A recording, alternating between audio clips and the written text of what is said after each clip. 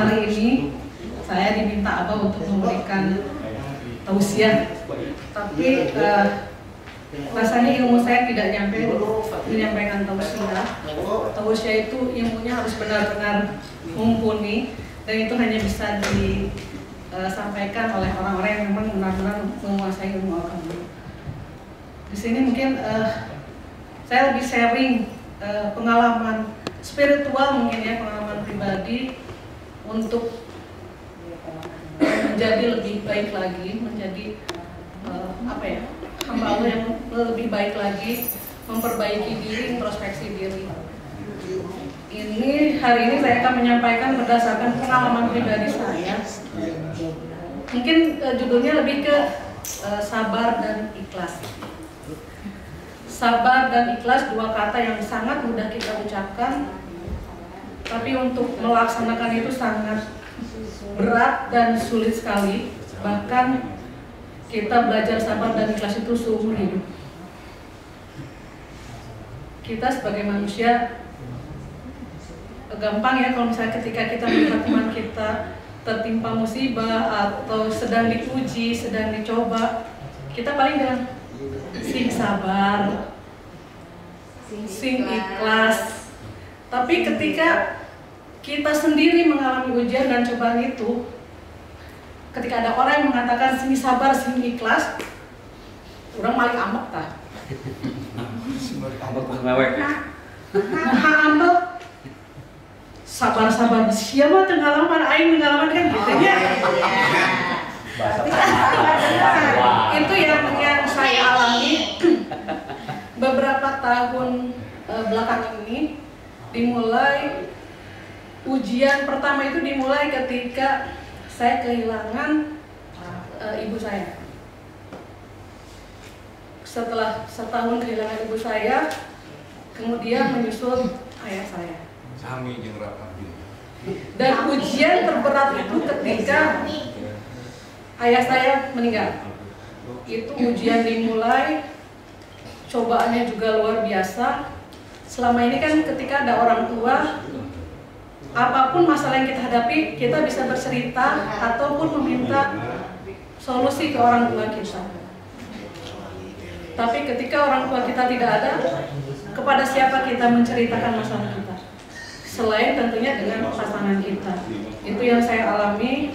Ketika dulu saya nyaman, masih ada orang tua, masih ada bapak, kalau ada apa-apa itu selalu dibantu, selalu disupport. Tapi ketika orang tua tidak ada, badai itu mulai menghantam.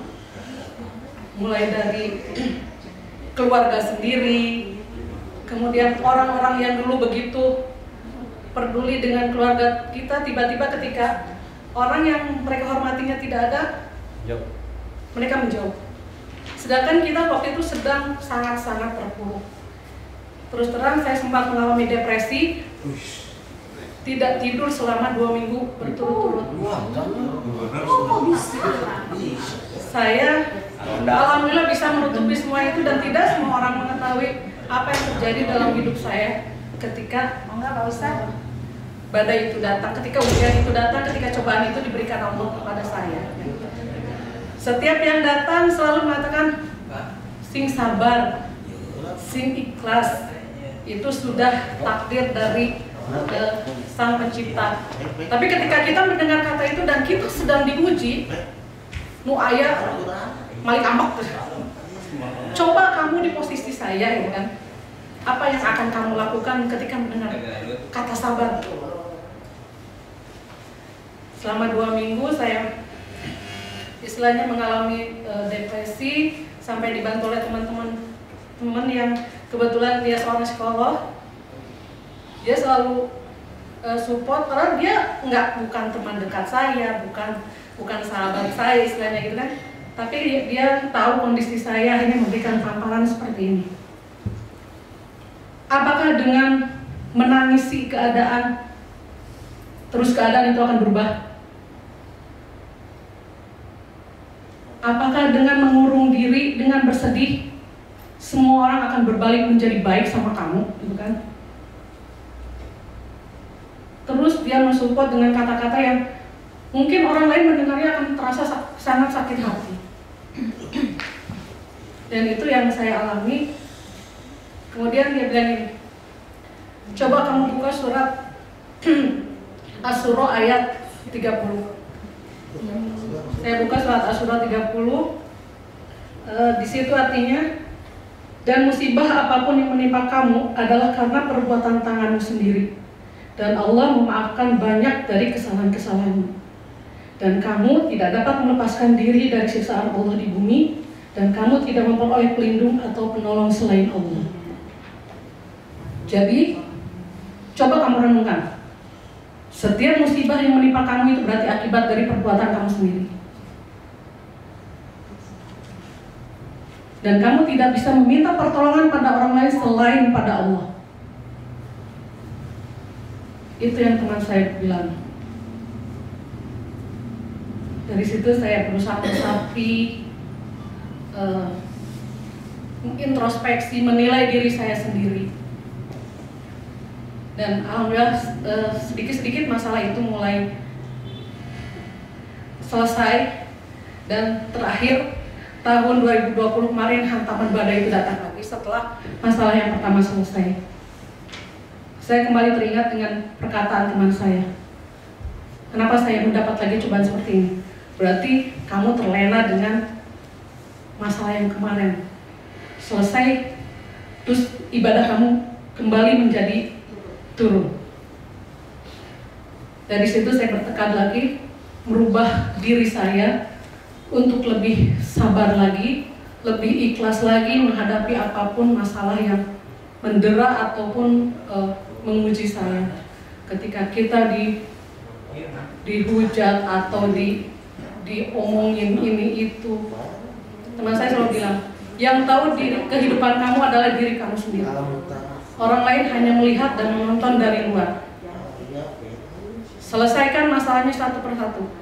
Ingat, kamu mungkin tidak terasa malah menyakiti orang lain dengan omongan kamu, dengan sikap kamu. Saya berusaha mengingat, ya Allah, mungkin iya.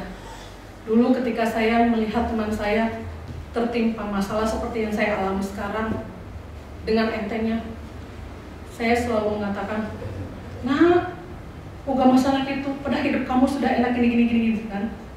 Secara tidak sadar kita menyakiti orang lain dengan omongan kita seperti itu. Dan ketika omongan itu berbalik pada kita menyalahkan orang lain. Padahal itu murni kesalahan kita tidak meminta maaf pada orang yang sudah kita sakiti.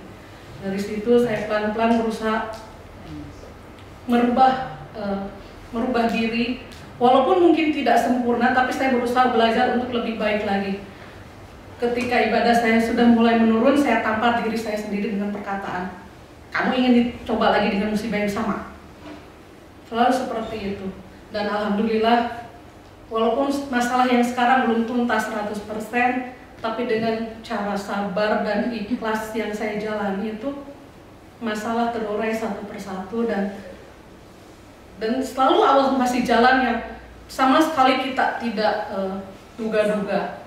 Dari segala arah bantuan itu ternyata datang.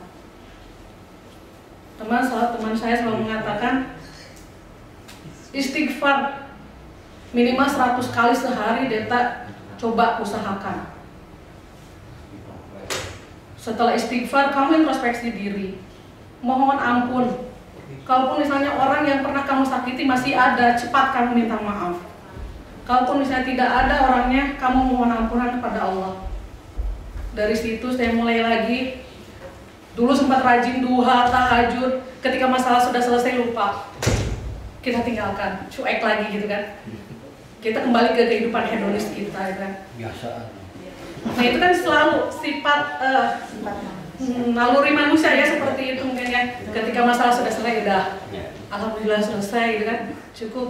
Kemudian kembali lagi ke kehidupan awal yang sebenarnya Allah ingin tahu sampai di mana nih kekuatan keimanan kita, ya kan, kadar keimanan kita. Dan akhirnya ketika kita terlena, Allah tampar lagi dengan masalah berikutnya yang mungkin berbeda masalahnya dengan yang pertama. Dan itu yang saya alami. Ketika terus terang saya anak pertama dari 5 bersaudara, ketika hantaman masalah itu datang terus-terusan,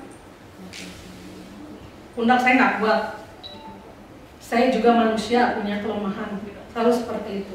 Tapi teman-teman saya selalu menguatkan untuk terus bersabar dan ikhlas, gitu kan. Ketika kita tidak memahami makna sabar dan ikhlas, pasti kita tidak akan bisa menerima. Tapi ketika kita sudah memahami dan merasai sendiri bagaimana itu sabar dan ikhlas berpengaruh pada kehidupan kita, dan itu harus kita pelajari dan kita harus belajar selama seumur hidup kita. Selain sabar dan ikhlas, yang ketiga untuk membuat kita lebih tenang, memaafkan orang yang sudah menyakiti kita. Sebelum tidur, saya selalu berdoa, ya Allah, ampuni saya kalau saya sudah menyakiti hati orang-orang di sekitar saya, dan saya pun memaafkan orang-orang yang sudah menyakiti hati saya. Mudah-mudahan keberkahan selalu terlimpah untuk semua orang yang sudah menyakiti saya, dan mereka diberi hidayah. Dan setelah itu saya bisa tidur dengan nyenyak. Dulu saya sering dendam sama orang, sering kesel menggerutu sendiri, tapi itu berdampaknya luar biasa. Hidup saya tidak bisa tidur nyenyak, perasaan selalu gelisah dan tidak nyaman.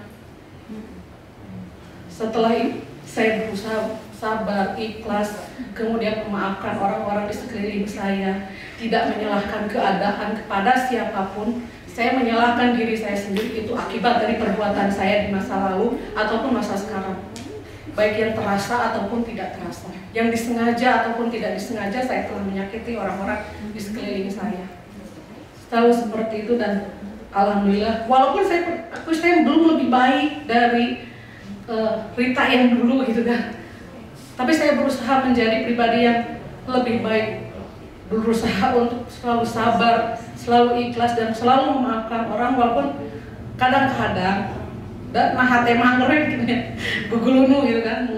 Kalau kita sudah merasa sangat lelah dengan keadaan, wajar, tidak apa-apa untuk sekedar kita mengungkapkan perasaan marah kita, kemudian kita menangis untuk meluapkan kegelisahan kita. Itu sudah saya lakukan sejak sejak awal tahun 2021 itu saya bisa lakukan. Saya selalu konsisten. Kalaupun bisa tidak tiap hari tahajud, minimal seminggu itu saya 3 kali melakukan tahajud. Kemudian setelah tahajud saya menganggap ada seseorang, Allah itu di depan saya. Kemudian saya berbincang dengan yang saya bayangkan itu, mencurahkan semua kemarahan, kegelisahan, apapun kesedihan kita. Dan setelah itu kita beristighfar, membaca surat, membaca Al-Quran, dan alhamdulillah lebih tenang, dan amarah saya mungkin lebih banyak teredam. Kalau dulu marah, itu kan langsung. Kalau sekarang saya lebih diam. Kalau marah, diam, menyingkir, merenung.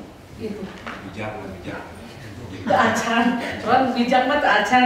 Cuman saya belajar karena saya memiliki adik 5 orang yang tidak mau tidak mau, saya harus bisa belajar bijak dan adil untuk adik-adik saya terutama.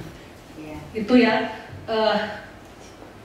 Kalau dibilang membagi ilmu, saya enggak, ini saya sharing saja. Itu pengalaman. Kalau misalnya teman-teman suatu saat nanti mendapatkan suatu masalah, untuk bilang menarik jangan sampai. Tapi kalau misalnya nanti mengalami seperti yang saya alami, mudah-mudahan teman-teman bisa lebih sabar, lebih ikhlas, lebih legowo untuk menghadapi dan menjalani ujian itu tanpa menyalahkan siapapun di sekeliling kita. Walaupun mungkin penyebab masalahnya misalnya si A, si B di sekeliling kita kan. Tapi jangan sampai kita menyalahkan. Mau tidak mau ketika tanggung jawab itu ada di pundak saya juga. Dulu saya menyalahkan orang tua saya, kenapa saya dilahirkan jadi anak sulung gitu kan. Saya harus menyelesaikan masalah ini, masalah itu kan. Tapi kesini Allah menjadikan saya anak sulung karena Allah tahu saya kuat dan saya bisa. Seperti itu, akhirnya saya tekankan dalam hati, saya tanamkan dalam hati seperti itu. Dan alhamdulillah saya bisa melewati masalah terberat dalam hidup saya dengan tidak mulus tapi sebenarnya, tapi dengan hati yang tenang, dengan perasaan yang lebih bisa menerima keadaan dan tidak merasa itu suatu aib. Seperti itu saja sih. Mungkin itu yang bisa saya sampaikan, mudah-mudahan bermanfaat untuk teman-teman semua. Terima kasih. Assalamualaikum warahmatullahi wabarakatuh. Waalaikumsalam. Terima kasih Bu Rita. Saya yang sangat baik bagi kita semuanya, bahwa kita itu harus sabar dan ikhlas. Cara mengatasinya adalah harus banyak istighfar. Benar kata Bu Rita tadi, istighfar minimal ya sehari 100 kali, atau pagi siang sore lah, pagi siang malam istighfar. Betul sekali kata Bu Rita, kalau sebaiknya sebelum tidur kita harus bisa memaafkan. Kita berdoa kepada Allah saling memaafkan lah, terutama banyak kesalahan yang diperbuat pada hari ini dan hari dulu-dulunya. Terus terima kasih juga istighfar, dan kita harus tafakur lah, tafakur diri siapa kita, siapa kita. Jadi harus seperti itu. Jadi kita harus mengetahui bahwa siapa diri kita sendiri. Ternyata kalau kita tapakuri bahwa kita ini banyak sekali kesalahan, banyak sekali rintangan lah, yang namanya manusia hidup kan banyak cobaan. Kalau banyak cucian mah laundry. Ya iya kan, jadi ya harus ditafakur diri lah, tafakur diri bahwa kita ini siapa, di atas kita ada siapa, di bawah siapa. Jadi harus jangan sampai terlena hidup ini. Jadi begitu nun Bu Ida itu mempanggil ke sararea, ke teman-teman di sini, bahwa hidup kita harus dijalani dengan sabar dan